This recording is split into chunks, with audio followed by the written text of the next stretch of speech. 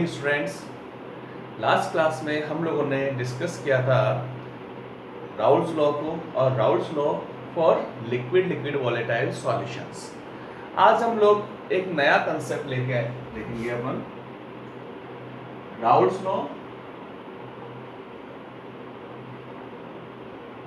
For non volatile solute. Last class में हमने क्या कहा था कि दोनों लिक्विड जो है वो वॉलेटाइल नेचर के और दोनों लिक्विड वॉलेटाइल नेचर के हैं, तो उस केस के अंदर जो सॉल्यूशन का वेपर प्रेशर था वो दोनों कंपोनेंट के पार्शियल वेपर प्रेशर के सम के इक्वल था। बट इस केस के अंदर हमने क्या कहा कि इफ राउल्स लॉ के अकॉर्डिंग अगर हम किसी वॉलेटाइल सॉल्वेंट के अंदर if in pure volatile solvent we add some amount of non volatile solute, then according to Raoult's law P equals to Pa plus Pb। Suppose solvent हमने ले लिया है A और सॉल्यूट क्या है B है, तो इसका वर्क प्रेशर क्या होगा, partial pressure Pa and Pb। अब देखो यहाँ पर क्या होगा, राउल्स लॉ के अकॉर्डिंग जो टोटल प्रेशर था वो क्या था, P और Pv के इक्वल होता है। बट इस केस के अंदर ये क्या है, नॉन वॉलेटाइल सॉल्यूट है, इसका मतलब ये वेपराइज नहीं होगा। वेपराइज नहीं होगा तो इसके अंदर कोई वेपर मॉलिक्यूल्स नहीं बनेगा, और वेपर मॉलिक्यूल्स नहीं बनेगा तो कोई प्रेशर एक्सर्ट नहीं होगा सॉल्यूशन सरफेस के ऊपर। So the partial vapour pressure of non volatile solute equals to 0, then total vapor pressure of solution equals to partial pressure of solvent। ठीक है, so we can say according to Raoult's law, in case of non volatile solute the vapor pressure of solution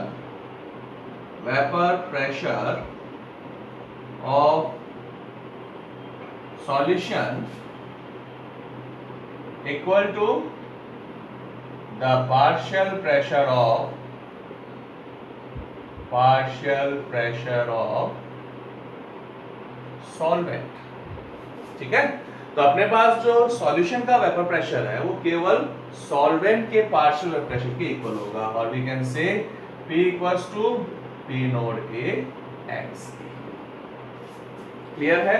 तो अगर अपने पास non volatile solute आ गया तो non volatile solute के केस के अंदर हमेशा जो लिक्विड का वेपर प्रेशर है वो केवल सॉल्वेंट के वेपर प्रेशर के इक्वल होगा, या केवल सॉल्वेंट के वेपर प्रेशर पर डिपेंड करेगा, सॉल्यूट के वेपर प्रेशर डिपेंड नहीं करेगा। रीजन, क्योंकि सॉल्यूट कैसा है, नॉन वॉलेटाइल सॉल्यूट है। क्लियर है?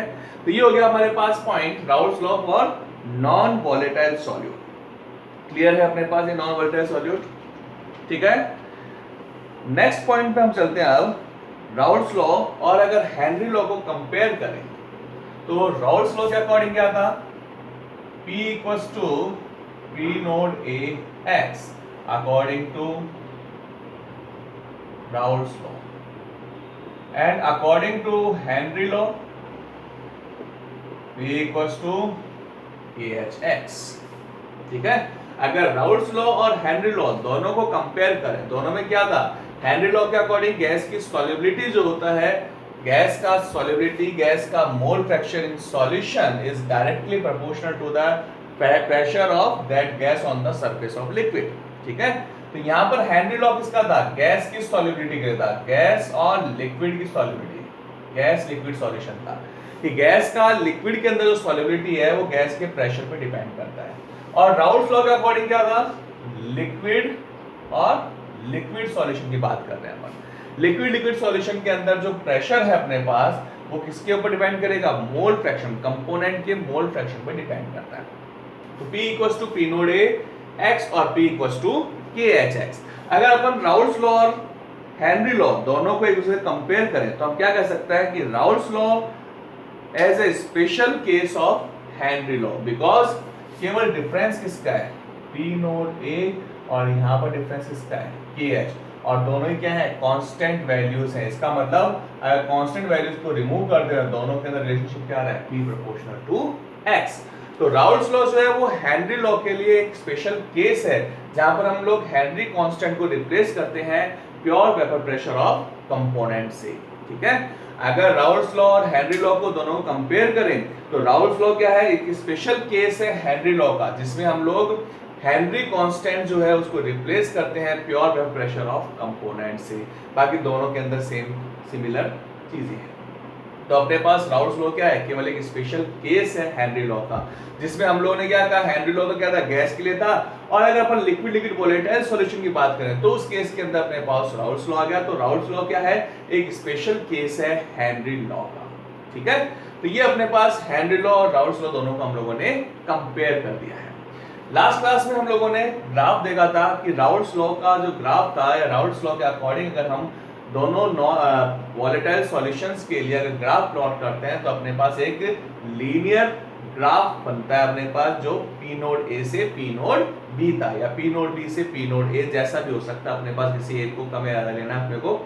तो उसके अकॉर्डिंग अपने पास जो है ग्राफ जो बना था, वो ग्राफ कैसा था, मोल फ्रैक्शन के साथ लीनियरली वेरिएट हो रहा था अपने पास, यानी कि उसका लीनियर ग्राफ जो है वो हम लोगों को मिल रहा था। ठीक है, तो राउल्ट्स लॉ के अकॉर्डिंग जो ग्राफ बनता है, ऐसे ग्राफ जो है वो केवल किसके लिए बनते हैं, आइडियल सॉल्यूशंस के लिए बनते हैं। तो राउल्ट्स लॉ के बेसिस पे हम लोगों ने जो सॉल्यूशंस हैं उनको दो कैटेगरी में डिवाइड किया है। First category is ideal solution and second category is non ideal solution. Clear है? According to Raoult's law,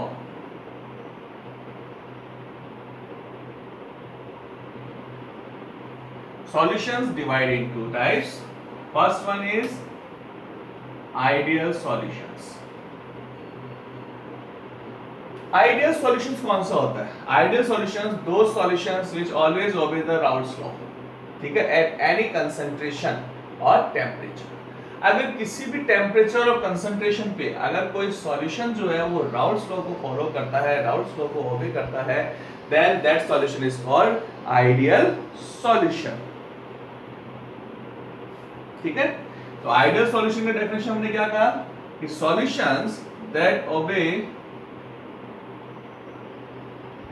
Raoult's law.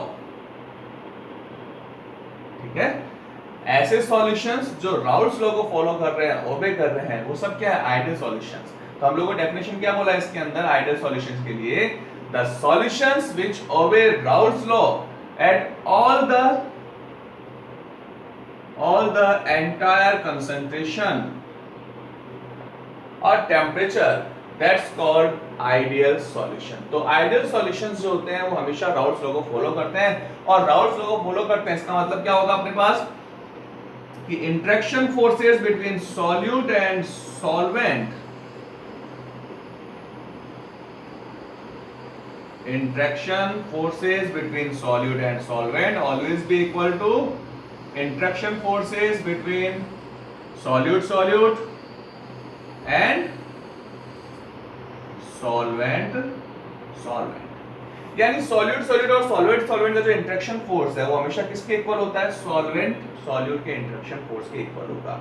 It means अपने पास अगर अपन सॉल्यूट ले रहे हैं तो सॉलिड मॉलिक्यूल्स के बीच में जो अट्रैक्शन फोर्स होता है, या केवल सॉल्वेंट मॉलिक्यूल्स है जो प्योर फॉर्म में लिया हमने, तो सॉल्वेंट सॉलिड मॉलिक्यूल्स में जो अट्रैक्शन फोर्स है वो हमेशा इक्वल होते हैं। इसलिए हमने क्या कहा कि सॉलिड और सॉल्वेंट का इंटरेक्शन फोर्स भी क्या होगा, सिमिलर होगा। तो आइडियल सॉल्यूशंस जो होते हैं वो राउल्ट्स लॉ को फॉलो करते हैं, उनके अंदर सॉल्यूट सॉल्वेंट का इंटरेक्शन फोर्स हमेशा सॉल्यूट सॉलिड और सॉल्यूट सॉल्वेंट के इंटरेक्शन फोर्स के इक्वल होता है। It means P equals to या PA equals to P node A XA and PB equals to partial pressure of B equals to P node B XB और P equals to PA plus PB, यानी हमेशा linear line आएगा अपने पास। Ideal solution का graph जो होता है वो राउल्ट्स लॉ के ग्राफ के अकॉर्डिंग बनता है, क्योंकि यहाँ पर अपने पास जो इंटरेक्शन फोर्स होते हैं वो हमेशा क्या होते हैं, इक्वल होते हैं। और अगर इंटरेक्शन फोर्सेस इक्वल थे, यानी बॉन्ड ब्रेक होने से पहले और बॉन्ड ब्रेक होने के बाद में सेम इंटरेक्शन फोर्स है, तो उस केस में यहाँ पर जो मिक्सिंग एंथैल्पी की वैल्यू होता है वो होता है 0, और जो वॉल्यूम चेंज होता है वो भी क्या होता है, 0 होता है। अब हम लोग इसको एग्जांपल के थ्रू लेते हैं। अपन मेरे पास एग्जांपल है, सपोज मैंने लिया n hexane and heptane. Hexane और हेप्टेन सॉल्यूशंस जो उनको अपन मिक्स करके एक सॉल्यूशन प्रिपेयर करेंगे। तो फर्स्ट ऑफ ऑल अपन मान ले कि मानो सपोज हेक्सेन जो है मेरे पास सॉल्यूट है और ये मेरे पास क्या है, सॉल्वेंट है। बताइए हेक्सेन मॉलिक्यूल जो होता है, हेक्सेन कैसे लिखेंगे, CH3 CH2 CH2 CH2 CH2 and CH3। तो हेक्सेन के जो मॉलिक्यूल्स हैं उनके बीच में किस टाइप का इंटरेक्शन फोर्स होगा, हम लोग सॉलिड के अंदर डिस्कस कर चुके हैं। प्रीवियस क्लास में 5th चैप्टर था अपने पास, स्टेट्स ऑफ मैटर, वहां भी हमने डिस्कस किया था कि अपने पास ऑर्गेनिक कंपाउंड है, हाइड्रोकार्बन है, और हाइड्रोकार्बन जो होता है उसमें प्योरली कोवलेंट बॉन्ड होते हैं, और अगर कोवलेंट बॉन्ड है हाइड्रोकार्बन्स में तो उस केस के अंदर वहां पर जो अट्रैक्शन फोर्स होते हैं वो कैसे होते हैं, लंदन फोर्स होते हैं। वहां पर कोई पोलराइजेशन पॉसिबल नहीं है, केवल कार्बन और हाइड्रोजन है और दोनों का इलेक्ट्रोनेगेटिव सेम है, इसलिए यहाँ पर जो अट्रैक्शन फोर्स है वो किस टाइप का होता है, वैन डर वाल अट्रैक्शन फोर्स होता है, और वैन डर वाल में कौन सा होगा, लंदन फोर्स होता है। तो हेक्सेन मॉलिक्यूल्स जो है उनके बीच में कौन सा फोर्स है, लंदन फोर्स। ठीक है। हेप्टेन मॉलिक्यूल्स क्या मैंने, हेप्टेन को कैसे लिखा, CH3 CH2 CH2 CH2 CH2 CH2 and CH3। यहाँ पर हेप्टेन मॉलिक्यूल्स है, ये भी क्या है, हाइड्रोकार्बन है, और हाइड्रोकार्बन चेन है, तो यहाँ भी अपने पास जो अट्रैक्शन फोर्स है वो कौन सा है, लंदन फोर्स है। यानी हेक्सेन मॉलिक्यूल के बीच में भी लंदन फोर्स है, हेप्टेन मॉलिक्यूल्स के बीच में भी लंदन फोर्स है। जब मैंने दोनों सॉल्यूशन को मिक्स कर दिया कि मेरे पास एक तो हेक्सेन मॉलिक्यूल आ गया CH3 CH2 CH2 CH2 CH2 and CH3, और दूसरा मैंने हेप्टेन मॉलिक्यूल ले लिया CH3 CH2 CH2 CH2 CH2 और CH3। तो दोनों ही क्या अपने पास हाइड्रोकार्बन है, तो बताओ क्या यहाँ पर कोई इंटरेक्शन फोर्स के अंदर चेंजेस होगा, कोई चेंजेस नहीं है, क्योंकि पहले भी हाइड्रोकार्बन था, पहले भी इनके बीच में लंदन फोर्स था, और अगर इन दोनों को मिक्स कर देंगे तब भी इनके बीच में केवल क्या होगा, लंदन फोर्स होगा। तो उस केस में यहाँ पर फोर्स ऑफ इंटरेक्शन जो होता है उसमें कोई चेंजेस नहीं है, और फोर्स ऑफ अट्रैक्शन में कोई चेंजेस नहीं है।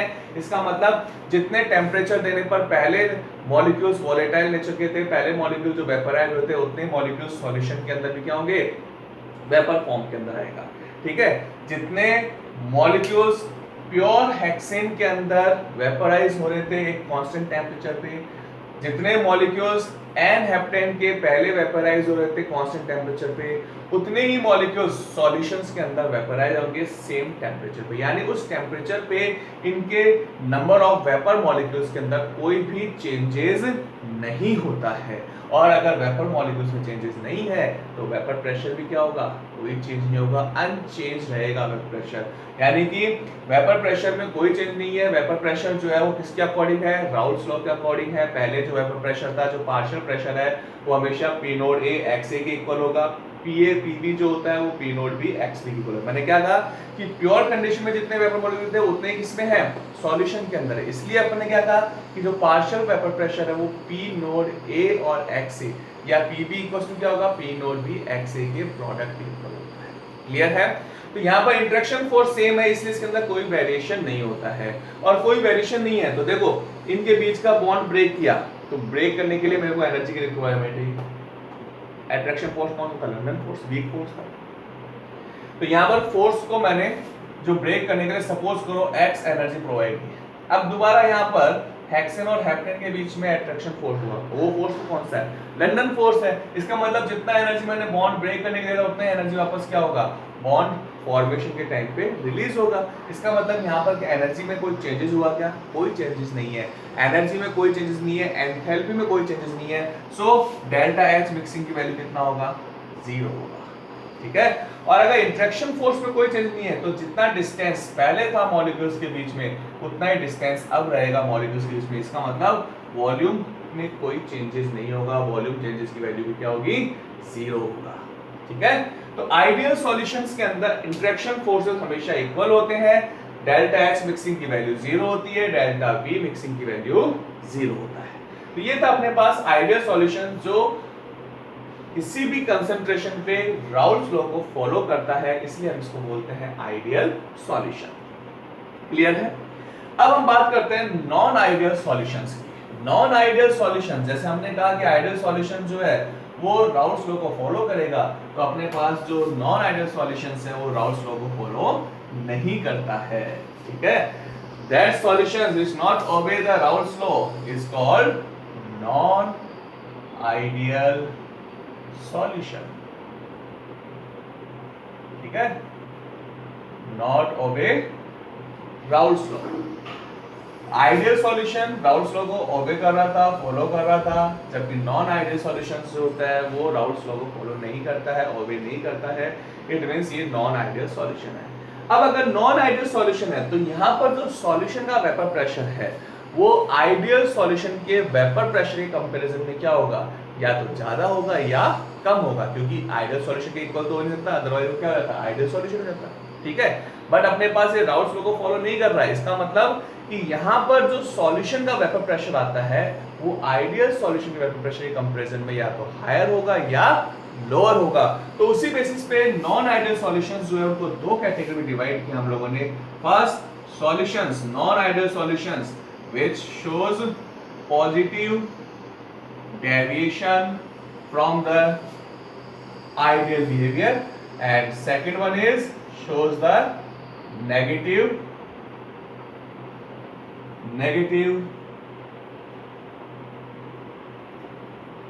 behavior or deviations from ideal behavior। तो नॉन आइडियल सॉल्यूशंस जो होते हैं वो दो तरह के होंगे, एक तो पॉजिटिव डेविएशन शो कर रहा है, दूसरा नेगेटिव डेविएशन शो कर रहा है। किससे, आइडियल नेचर से। तो अब यहाँ पर पॉजिटिव और नेगेटिव डेविएशन का मतलब क्या हुआ, तो पॉजिटिव डेविएशंस की बात करें तो हम लोग क्या कहें कि अगर अपने पास पॉजिटिव डेविएशंस लाना है, इसका मतलब अगर मेरे पास आइडियल सॉल्यूशन का ग्राफ जो था वो कुछ इस तरह से था, पी नोड ए से पी नोड बी, और ये अपने पास था P A equals to P naught A x A, और this one is P B equals to P naught B x B equals to 1 और X A equals to 0 and X A equals to 1 and X B equals to 0, mole fraction X B, pressure P. ये ideal solution था। इसका मतलब solution का vapour pressure ये था अपने पास। अब अगर पॉजिटिव डेविएशन शो कर रहा है, इसका मतलब जो सॉल्यूशन का वेपर प्रेशर है वो इस लीनियर वेपर प्रेशर नहीं होगा, वो क्या होगा, इससे ज्यादा होगा, ठीक है। पॉजिटिव डेविएशन शो कर रहा है, इसका मतलब सॉल्यूशन का वेपर प्रेशर इस वेपर प्रेशर के कंपैरिजन में क्या होना चाहिए, ज्यादा होना चाहिए।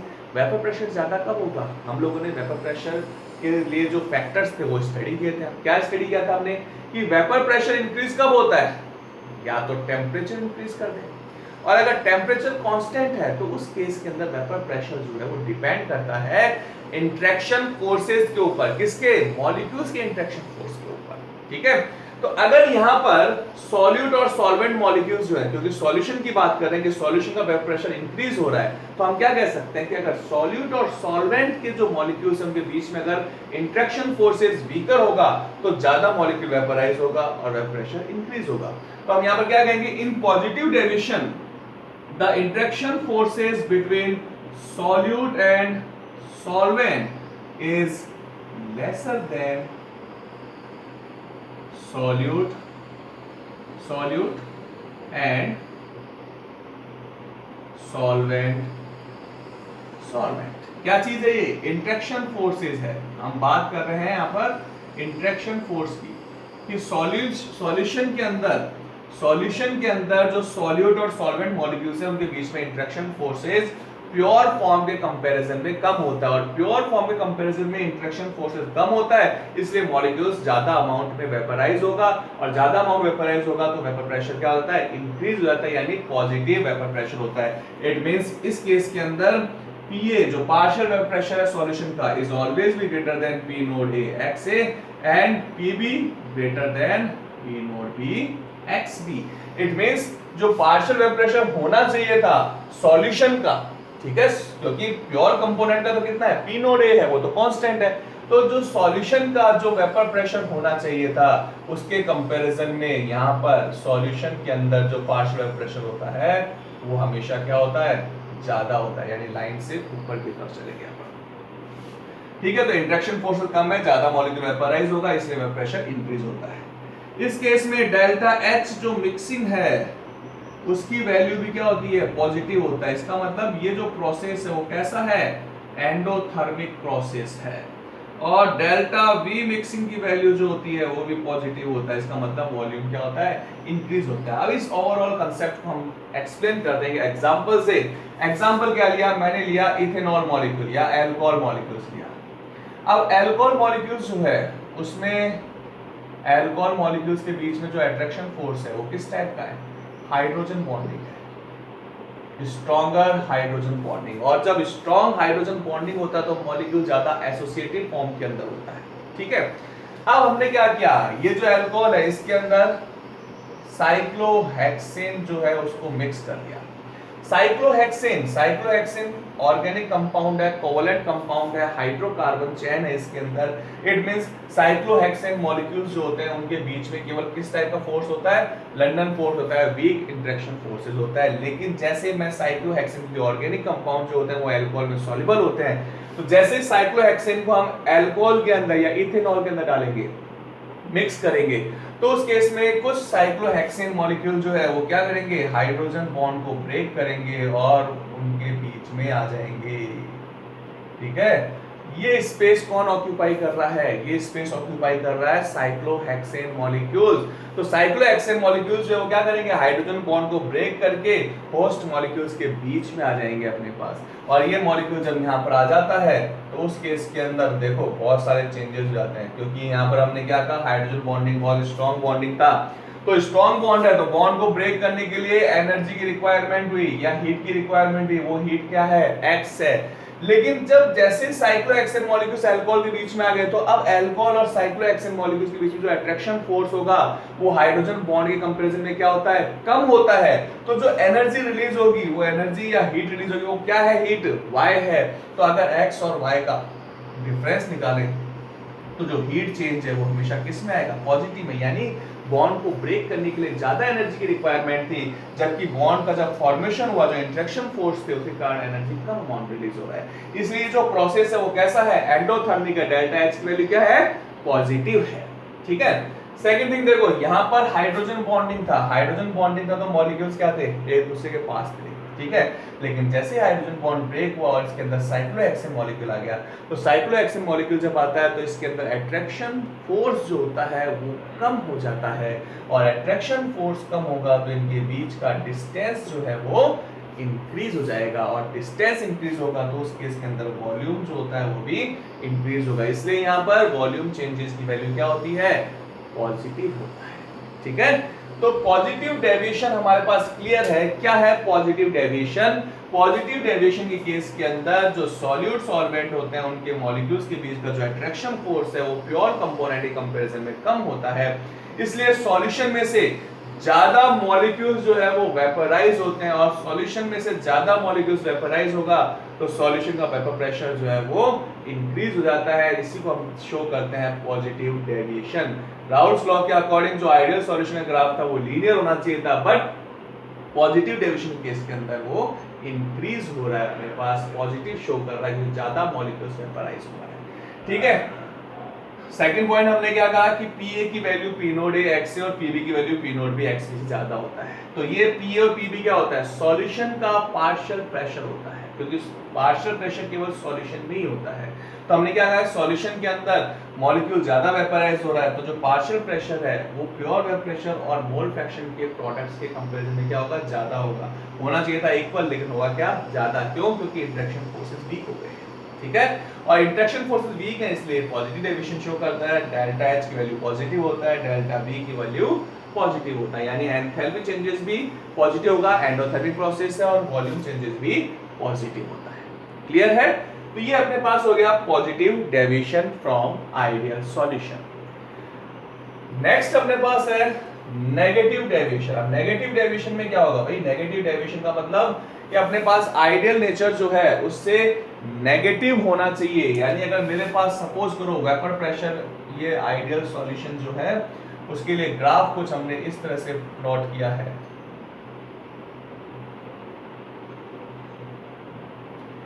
ये अपने पास आइडियल सॉल्यूशन ग्राफ है। तो इसके अकॉर्डिंग अगर नेगेटिव डेविएशन है तो जो अपने पास आइडियल बिहेवियर के टाइम पे जो वेपर प्रेशर होना चाहिए था, वेपर प्रेशर उससे क्या होगा, डिक्रीज हो जाएगा, कम हो जाएगा।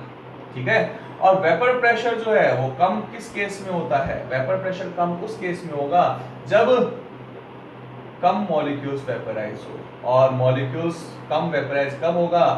जब सॉल्यूट सॉल्वेंट का इंटरेक्शन फोर्स जो है वो solute solute and solvent solvent के कंपैरिजन में हायर हो। नेगेटिव डेविएशन की बात की, इसका मतलब कि अपने पास जो सॉल्यूशन का वेपर प्रेशर है वो राउल्ट्स लॉ के अकॉर्डिंग जो वेपर प्रेशर आता है उससे कम हो रहा है। और वेपर प्रेशर कम कब होगा?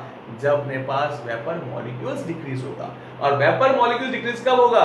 जब अपने पास स्ट्रॉन्ग इंटरेक्शन फोर्स होगा। तो यहां पर नेगेटिव डेविएशन में सॉल्यूशंस में सॉल्यूट और सॉल्वेंट के बीच का जो इंटरेक्शन फोर्स है वो सॉल्यूट सॉल्यूट और सॉल्वेंट सॉल्वेंट कंपैरिजन में ज्यादा होता है। और अगर इंटरेक्शन फोर्स ज्यादा होगा तो बॉन्ड को ब्रेक करने के लिए, बॉन्ड को, मॉलिक्यूल्स को वेपराइज करने के लिए ज्यादा हीट की रिक्वायरमेंट होती है। या अगर हम बात करें कि एट द कांस्टेंट टेम्परेचर जो नंबर ऑफ मॉलिक्यूल्स है वो कम वेपराइज होगा, और मॉलिक्यूल्स कम वेपराइज होगा तो डेविएशन कैसा हो जाएगा? नेगेटिव डेविएशन हो जाएगा। मींस जो सॉल्यूशन का पार्शियल प्रेशर है, सॉल्यूशन में जो कंपोनेंट का पार्शियल प्रेशर होता है वो डिक्रीज हो रहा है ड्यू टू इंटरेक्शन फोर्सेस। तो यहां पर हम क्या लिखें? Pa less than P note A XA and PB less than P note B XB, यानी प्योर कंपोनेंट के कंपैरिजन में इनका वेपर प्रेशर कम होता है, क्योंकि प्योर कंपोनेंट के अंदर इंटरेक्शन फोर्सेस वीक थे, जबकि सॉल्यूशन के अंदर इंटरेक्शन फोर्सेस क्या थे? स्ट्रॉन्गर इंटरेक्शन फोर्सेस थे, इसलिए मॉलिक्यूल्स कम वेपराइज होता है, नेगेटिव डेविएशन शो करता है। ठीक है, क्लियर है नेगेटिव डेविएशन। अब हम आगे बात करें तो यहां पर डेल्टा H मिक्सिंग की वैल्यू जो आती है वो क्या आएगी? नेगेटिव आएगा। इसका मतलब एक्सोथर्मिक प्रोसेस है।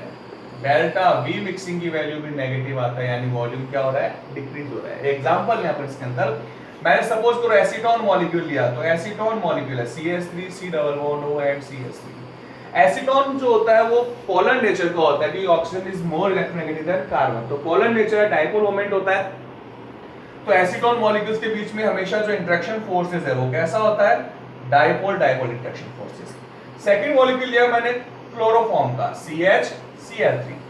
क्लोरोफॉर्म मॉलिक्यूल में भी क्या है? Cl मोर इलेक्ट्रोनेगेटिव और कार्बन कंपैरिजन, तो ये भी क्या है? पोलर नेचर है। तो क्लोरोफॉर्म मॉलिक्यूल्स के बीच में भी क्या होता है? डाइपोल डाइपोल इंटरेक्शन फोर्स होता है। लेकिन जैसे ही हम लोगों ने एसीटोन के अंदर क्लोरोफॉर्म को ऐड कर दिया तो यहाँ पर क्लोरोफॉर्म मॉलिक्यूल और एसीटोन मॉलिक्यूल्स के बीच में हाइड्रोजन बॉन्डिंग हो जाता है। और ये जो हाइड्रोजन बॉन्डिंग है, ये hydrogen bonding stronger hydrogen bond है, स्ट्रॉन्गर इंटरेक्शन फोर्स है देन डाइपोल डाइपोल इंटरेक्शन। तो हाइड्रोजन बॉन्ड जो होता है वो डाइपोल डाइपोल इंटरेक्शन फोर्स के कंपैरिजन में ज्यादा स्ट्रॉन्गर बॉन्ड है, और ज्यादा स्ट्रॉन्गर बॉन्ड है इसलिए यहाँ पर जो सॉल्यूशन है उसके अंदर बॉन्ड को ब्रेक करने के लिए ज्यादा एनर्जी की रिक्वायरमेंट, ज्यादा हीट की रिक्वायरमेंट होगी। इसका मतलब मॉलिक्यूल्स कम वेपराइज फॉर्म में होगा, और मॉलिक्यूल्स का वेपराइजेशन कम होगा तो वेपर प्रेशर क्या हो जाएगा? डिक्रीज हो जाएगा। क्लियर है? तो नेगेटिव डेविएशन के केस में क्या होता है? सॉल्यूट सॉल्वेंट का इंटरेक्शन फोर्स सॉल्यूट सॉल्यूट और सॉल्वेंट सॉल्वेंट कंपैरिजन में ज्यादा होगा, इंटरेक्शन फोर्स ज्यादा होता है, इसलिए सॉल्यूशन में इनका जो प्रेशर होता है, जो पार्शियल प्रेशर होता है वो कम हो जाता है, और पार्शियल प्रेशर कम होगा तो आइडल बिहेवियर से ये नेगेटिव डेविएशन शो करते हैं। इनके लिए H मिक्सिंग की वैल्यू नेगेटिव यानी एक्सोथर्मिक प्रोसेस है। रीजन क्योंकि सॉल्यूशन में बॉन्ड को ब्रेक करने के लिए प्योर कंपोनेंट को ब्रेक करने के लिए कम एनर्जी की रिक्वायरमेंट है, और जैसे ही यहाँ पर सॉल्यूशन में न्यू बॉन्ड का फॉर्मेशन हुआ तो ज्यादा हीट रिलीज होती है। रीजन क्योंकि हाइड्रोजन बॉन्डिंग ज्यादा स्ट्रॉन्गर होती है डाइपोल डाइपोल के केस में। तो डाइपोल डाइपोल मॉलिक्यूल्स को ब्रेक करने के लिए कम एनर्जी की रिक्वायरमेंट है, जैसे ही हाइड्रोजन बॉन्ड बनेगा ज्यादा एनर्जी रिलीज होगा, ज्यादा हीट रिलीज होगा। इसका मतलब ये एक्सोथर्मिक प्रोसेस है। डेल्टा V की वैल्यू नेगेटिव यानी वॉल्यूम क्या हो रहा है? डिक्रीज हो रहा है। रीजन क्योंकि पहले डाइपोल डाइपोल इंटरेक्शन फोर्स था जो वीक था, तो मॉलिक्यूल्स के बीच डिस्टेंस ज्यादा था, लेकिन जैसे मिक्स कर दिया इनको तो हाइड्रोजन बॉन्डिंग हो गया, तो मॉलिक्यूल का डिस्टेंस क्या हो गया? कम हो गया, दोनों एक दूसरे के पास आ गया, क्लोज आ गया इंटरेक्शन फोर्स के कारण। तो उस केस में वॉल्यूम चेंजेस की वैल्यू क्या हो जाती है? नेगेटिव होता है। तो ये था अपने पास पॉजिटिव डेविएशन और negative deviation from Raoult's law. Clear है? तो ये नेगेटिव और पॉजिटिव डेविएशंस जो है इसको आप लोगों को रीड करना है। इसके बहुत सारे एग्जांपल्स हैं, कोई भी एग्जाम्पल आ सकता है और हर एग्जाम्पल को हमें केवल इंटरेक्शन फोर्स के बेसिस पे ही देखना है। आइडियल सॉल्यूशन आ गया N hexane N heptane bromoethane, आयोडोइथेन आ गया, ब्रोमोइथेन क्लोरोइथेन आ गया, ठीक है, ये सब आइडियल सॉल्यूशन है। नॉन आइडियल सॉल्यूशन मैंने बता दिया, पॉजिटिव डेविएशन में हमने एग्जांपल लिया था, किसका एग्जांपल लिया, अल्कोहल का ले लिया और किसका, साइक्लोहेक्सेन का। अल्कोहल के साथ एसीटोन मिक्स कर दिया तो भी क्या अपने पास पॉजिटिव डेविएशन है। क्यों? क्योंकि स्ट्रॉन्गर बॉन्ड ब्रेक हो रहे हैं और वीकर बॉन्ड का फॉर्मेशन होता है। इस केस के अंदर अपने पास देखो एसीटोन के अंदर क्लोरोफॉर्म मिक्स कर दिया, H2 मिक्स कर दिया अपने पास, तो उस केस में हाइड्रोजन बॉन्डिंग स्टार्ट हो जाता है, ठीक है। और जैसे जैसे हाइड्रोजन बॉन्डिंग स्टार्ट होगा, क्लोरोफॉर्म में मैंने कार्बन डाइसल्फाइड ऐड कर दिया है, ठीक है, तो यहाँ पर नेगेटिव एमिशन था क्योंकि अब जो बॉन्ड बन रहा है वो स्ट्रॉन्गर बॉन्ड बन रहा है। तो ये सारे जितने भी एग्जांपल्स हैं, ये सभी एग्जांपल्स जो होता है वो इंटरेक्शन फोर्स के ऊपर बेस्ड होता है। तो आप लोग इसके इंटरेक्शन फोर्सेस जो है उस पर ज़्यादा ध्यान देना आप लोगों को और इनके एग्जांपल्स को स्टडी करना है, रीड करना है। अगर कोई भी प्रॉब्लम आती है, फेस करना पड़े आपको प्रॉब्लम, कोई इंटरेक्शन फोर्स आपको क्लियर नहीं हो रहा है, तो उस केस में आप लोग मेरे से जो है कांटेक्ट कर सकते हैं। व्हाट्सएप नंबर के थ्रू क्वेश्चन हो सकता है या कमेंट के थ्रू हो सकता है, जो भी प्रॉब्लम होगा वो हम लोग यहाँ पर सॉल्व करेंगे। तब तक आप लोग इसको रीड कीजिए और लर्न कीजिए। Thank you students.